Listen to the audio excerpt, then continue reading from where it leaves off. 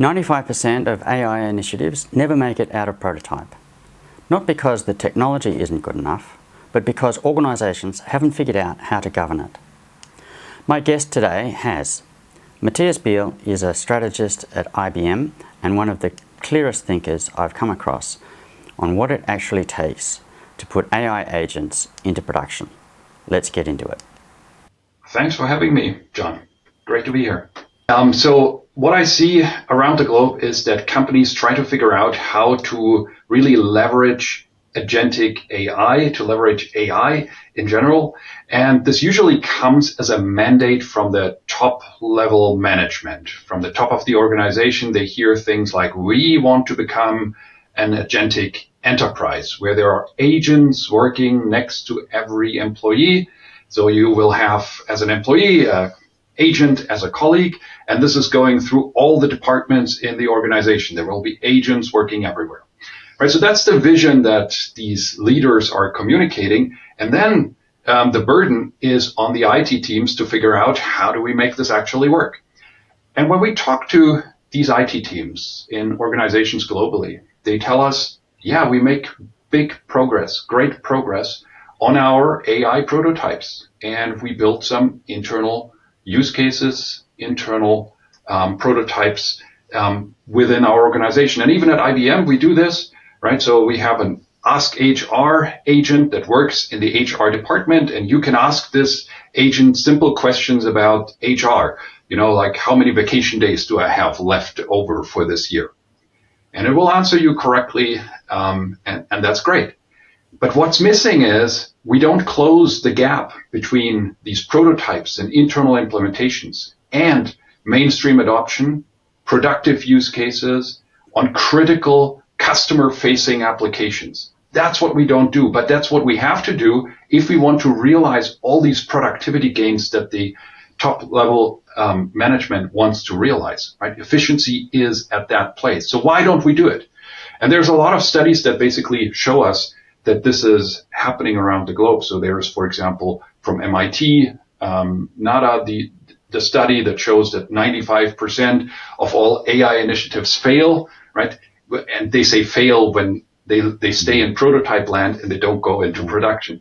There's data from Forrester, from Gartner, which basically... Interesting to do, though, to touch your customers. You say it, John. The low-hanging fruit is that an organization should be able to mine its own information, test on its staff, because they'll get honest conversations without breaking things with customers. And the relationship with the customer is pretty important, especially in regulated industries like banks. But as you point out, it's probably the big prize. How do we prepare enough to be able to trust these systems to actually interact with customers? Great question. So it's all about, how do you build trust? Yeah? How do you build trust in these agents? And, when I talk to people, then sometimes they say, we'll just wait for the next better version of the new AI model and it will fix everything.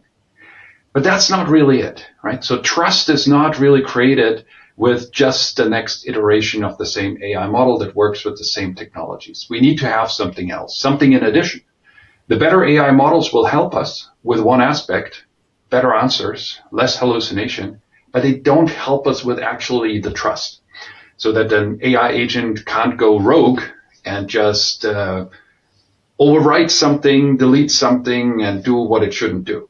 Right. So we need to put some rules and some constraints in place of what a specific agent at a specific time can do and what it can't do. And this is the field of governance, right? So governance is super important and it's completely overlooked. Why? Because we are focusing on building AI prototypes right now in the industry. And for AI prototypes, it's good enough not to have any governance and rules and constraint in place, right? So it's okay if the agent goes out freely.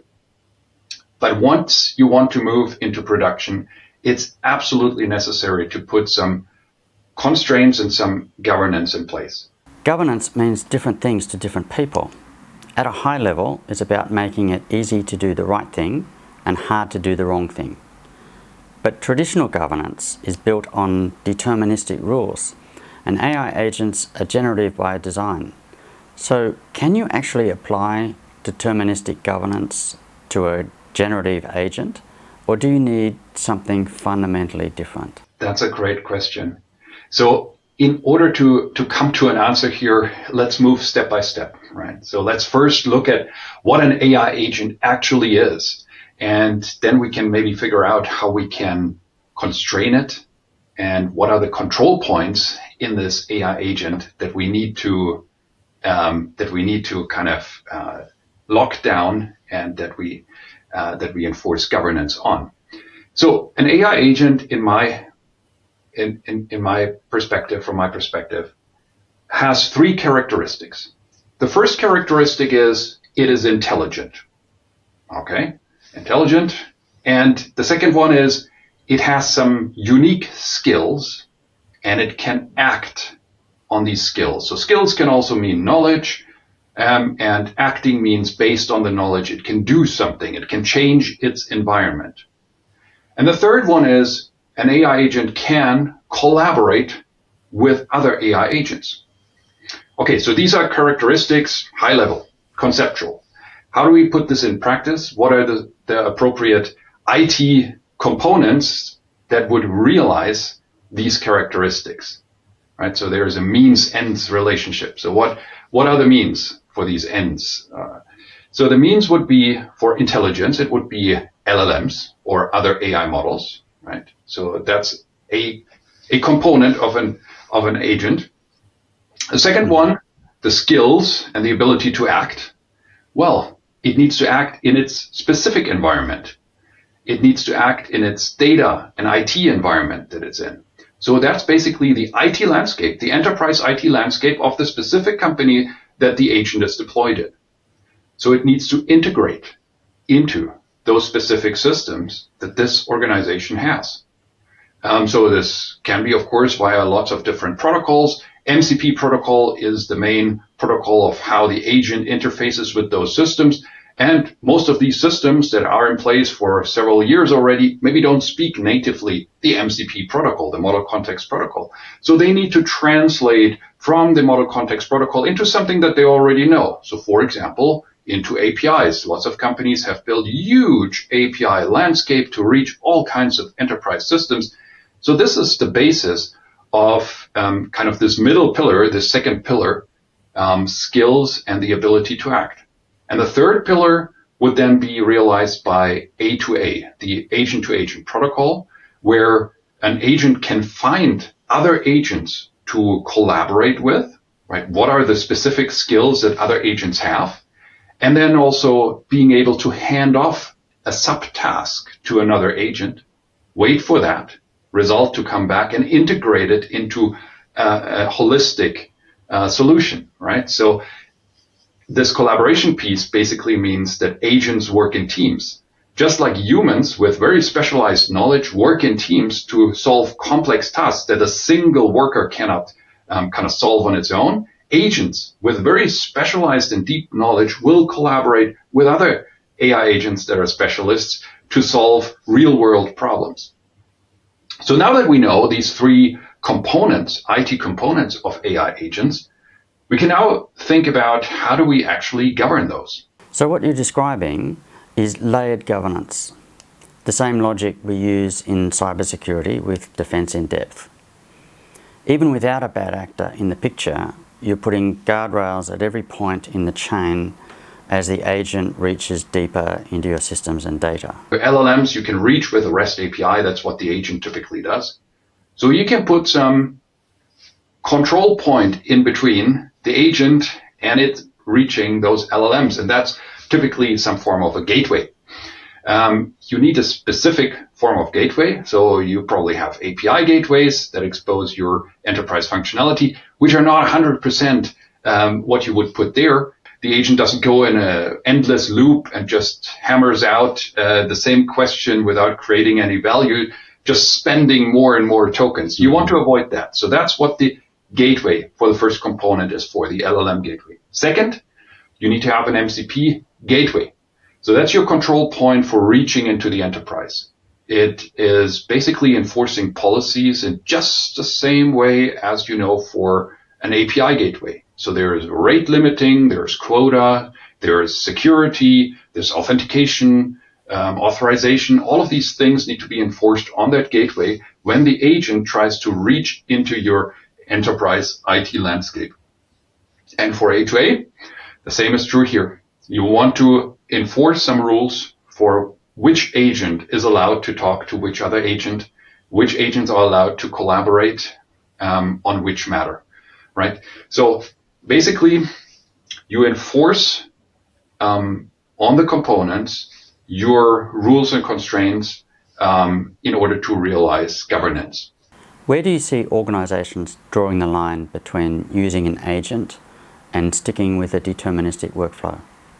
Yes, this is a very good question because a lot of processes are already automated, right? So we have deterministic workflows, integration that work in the background silently. They just work, right? And no one notices them. And we don't need to reinvent them just because now we have agent technology. So if you have a very clearly defined rule set, you have very clearly defined boundaries, there can be 3 cases and 3 cases only of how this turns out. And for each of these 3 cases, I've thought through the process. Then this is a prime example for a process that should just deterministically be implemented how we've always done it. Now, in other cases, you don't know in advance at design time how exactly that should be solved, right? And you can't always think through all the corner cases and all the special cases that maybe a customer or a user comes up with. And for those specific cases, an agent is great because it can think on its feet. It can be inventive in the moment. It can work with the input it gets and figure out what is the best solution for that thing that we maybe have never seen before in the organization, right? So, and it can start learning on these. So these use cases I would see specifically in interactions with customers. So the classic customer service agent that interacts with someone who has a challenge or a customer that has a complaint or an issue or something like that. That's always a little bit different and has a little bit different angle. Would be an example for such a use case where agents can really thrive, I would say. But there's lots of use cases, right, where this can be applied. The big question is, how can we ensure that our AI agents can reach all the data they need? Mm-hmm. And the second question is, how do we make governance happen on all of these elements? And then maybe a third, is who owns it? Yeah. So when we think about the making it accessible, we need to think about, well, we have an API landscape maybe already. How can we leverage that API landscape in the right way so we don't rebuild everything from scratch? There's a lot of investment in our APIs. Can we leverage them?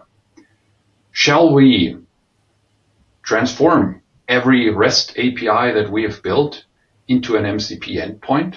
Is this just a mechanical transformation from one protocol to the other? Or do we need to do some redesign, some rethinking around this? There are some initial best practices, and we can talk about this, that we've seen. But I think, this space is still evolving. And then don't forget security, right? So if you're building prototypes, being a little bit lax about your security is okay. But as soon as you open up these things, you need to really protect all your endpoints. The OAuth protocol, OAuth 2.1, is the de facto standard also for MCP, and you should use it on most of your APIs as well. So all these investments that you did in your security architecture can be leveraged here as well. I think these are maybe the main points.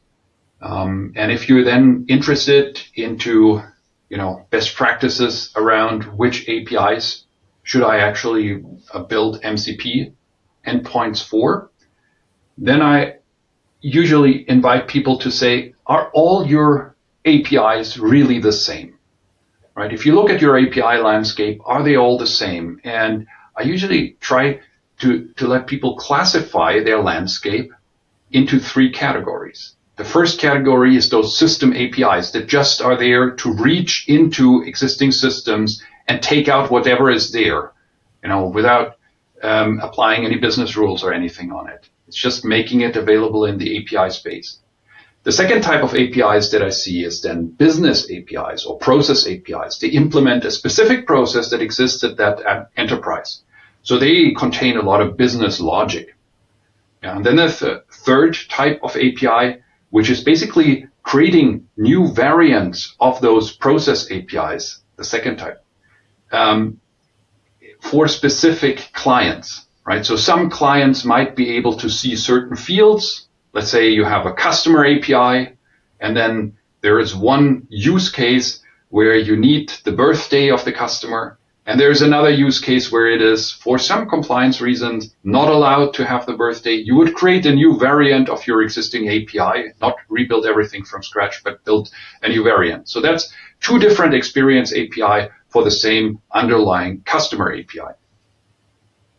Now, these experience API, process API, system API classification has existed for a long time. I think it comes from the Netflix engineering from 2011 or so. There is a blog that has been written about this.